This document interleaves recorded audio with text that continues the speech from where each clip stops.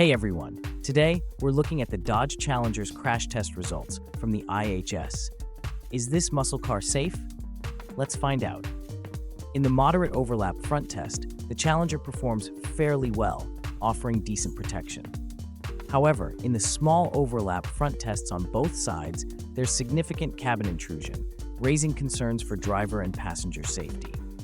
The side impact test shows adequate protection, especially with the side airbags, but the rear passenger area could be safer. In rollover scenarios, the roof strength holds up, earning the Challenger a good rating. The Dodge Challenger offers decent protection in most scenarios, but struggles with small overlap crashes and lacks advanced safety tech. If safety is your top priority, you might want to consider other options. Stay tuned to our channel for the next crash test results and let us know your thoughts on our video in the comments below.